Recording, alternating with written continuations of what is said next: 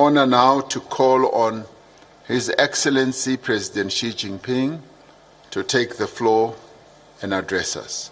President Xi Jinping.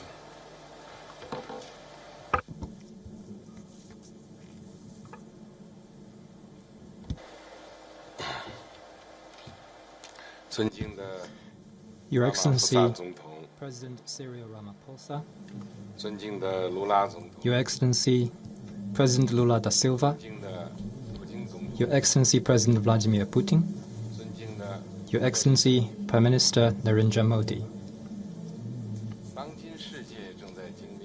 We gather at a time when the world is undergoing major shifts, division, and regrouping.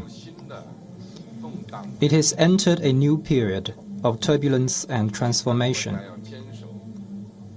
We, the BRICS countries, should always bear in mind our founding purpose of strengthening ourselves through unity, act on a strong sense of responsibility, enhance cooperation across the board, and promote high-quality development, so as to bring to the world more certainty, stability, and positive energy. We should deepen business and financial cooperation to boost economic growth. Development is an inalienable right of all countries. It is not a privilege reserved for a few. The world economic recovery remains shaky, with less than 3% of growth for the year, as estimated by some international institutions. Challenges for developing countries are even more formidable, hampering their efforts to realize the Sustainable Development Goals. We BRICS countries should be fellow companions on the journey of development and revitalization, and oppose decoupling and supply chains disruption, as well as economic coercion. We should focus on practical cooperation, particularly in such fields as digital economy, green development, and supply chain, and bolster economic, trade, and financial exchanges.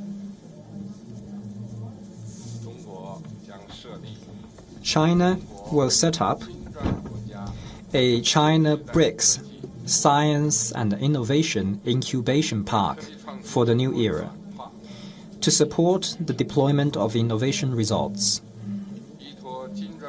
Under the BRICS Remote Sensing Satellite Constellation Mechanism, we will explore the establishment of a BRICS Global Remote Sensing Satellite Data and Application Cooperation Platform to provide data support for agriculture, ecological conservation, and disaster reduction in various countries. China will also work with all parties to jointly establish a BRICS framework on industrial cooperation for sustainable development as a platform of industrial coordination and project cooperation in implementing the United Nations 2030 Agenda for Sustainable Development.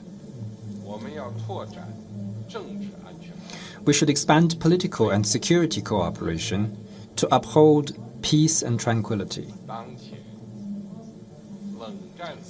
The Cold War mentality is still haunting our world, and the geopolitical situation is getting tense. BRICS countries should keep to the direction of peaceful development and consolidate the BRICS strategic partnership. We need to make good use of the BRICS Foreign Ministers meeting, the meeting of high representatives on national security and other mechanisms, support each other on issues concerning our respective core interests, and enhance coordination on major international and regional issues. We need to tender good offices on hotspot issues, pushing for political settlement and lowering the temperature.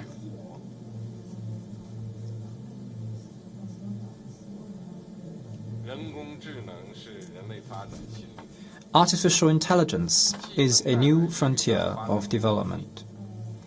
It may generate enormous development dividends, but also harbors risks and challenges. Our 5 countries have agreed to launch the AI study group of BRICS Institute of Future Networks at an early date. We need to enable the study group to play its full role, further expand cooperation on AI, and step up information exchange and technological cooperation. We need to jointly fend off risks and develop AI governance frameworks and standards with broad-based consensus.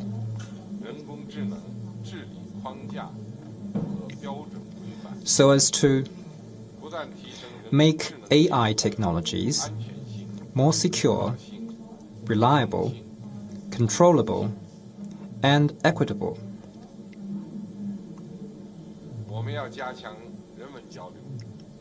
We should increase people-to-people exchanges and promote mutual learning between civilizations. There are many civilizations and development paths in the world, and this is how the world should be. Human history will not end with a particular civilization or system. BRICS countries need to champion the spirit of inclusiveness and advocate peaceful coexistence and harmony between civilizations. We should respect all modernization paths that each country chooses on its own, and oppose ideological rivalry, systemic confrontation, and clash of civilizations. We need to make good use of such mechanisms as the BRICS Seminar on Governance, the BRICS Forum on People-to-People and Cultural Exchanges, and the Women Innovation Contest to deepen people-to-people exchanges and strengthen the bond between our peoples.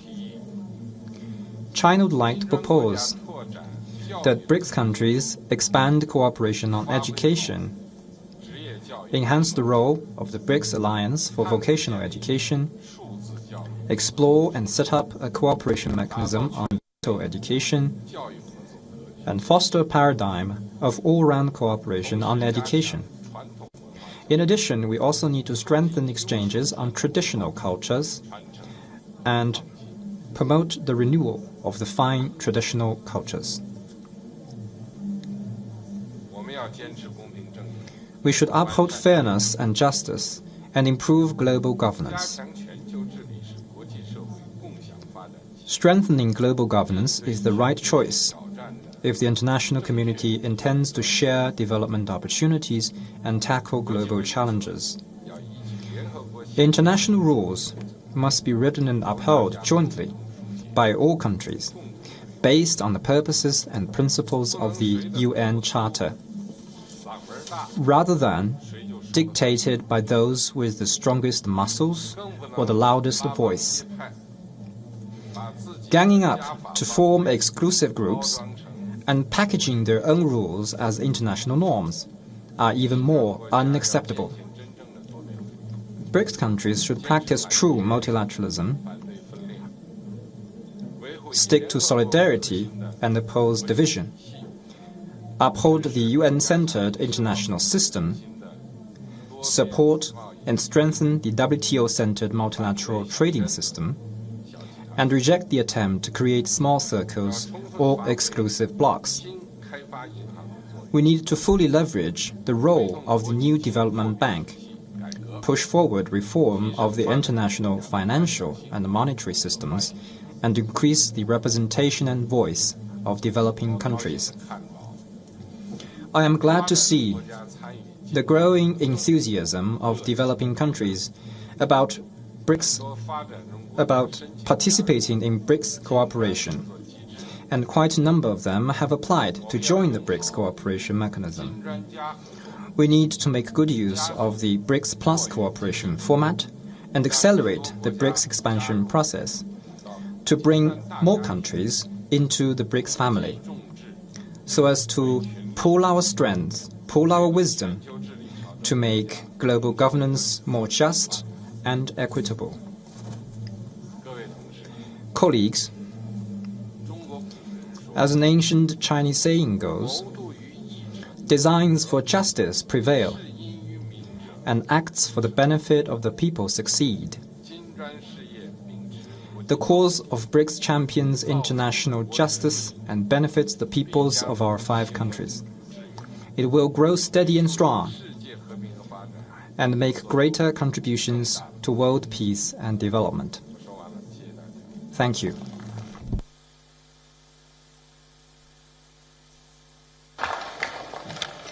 Thank you, President Xi Jinping, for those insightful words.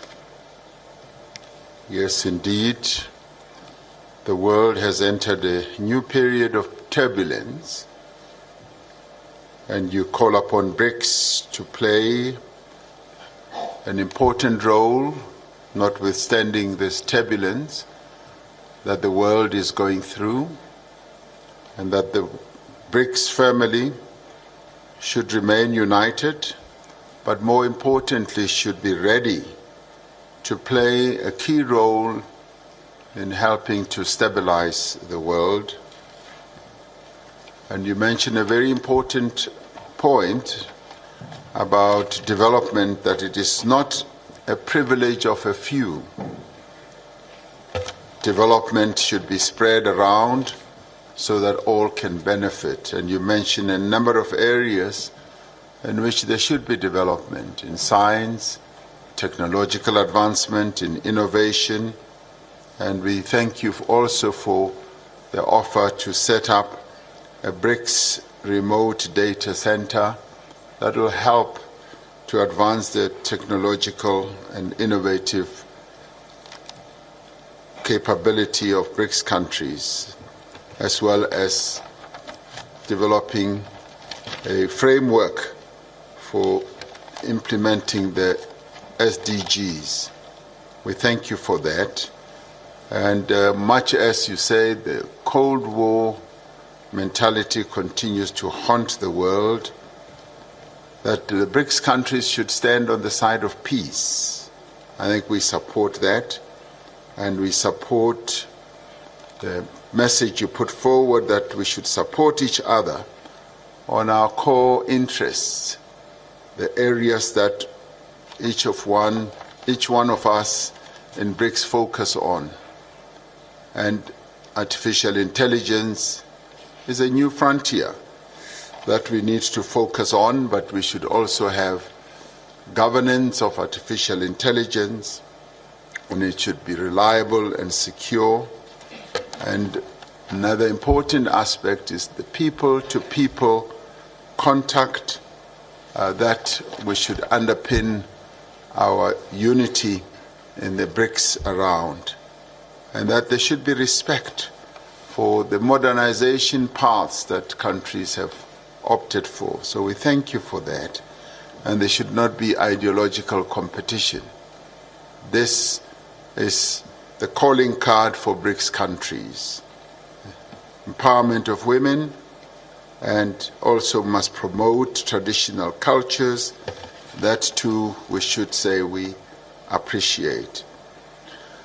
And yes, President Xi, you are in full support of the expansion of BRICS, as has been articulated by all BRICS members, that we stand at the cusp of expanding the BRICS family, because it is through this expansion that we will be able to have a much stronger BRICS in these turbulent times that we live in. So we await the decision that will be taken by the BRICS leaders in this regard in due course as we go on with our summit. We've now reached a stage where we now want to give the media an opportunity, as they often ask for, that once they've done quite a bit of work, they want to go and rest.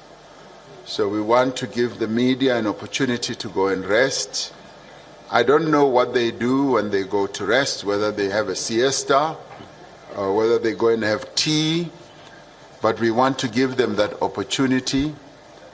But they can be rest assured we will continue with our work because we are committed to doing so. We are mindful of their wishes and their interests, so we will pause for a while and give them an opportunity to leave us, to go and rest, and then we will continue with our meeting. So we pause just for a while to allow the media to go and do what they do best when they have an opportunity to be resting. So media people, thank you very much for being here. You may take your leave.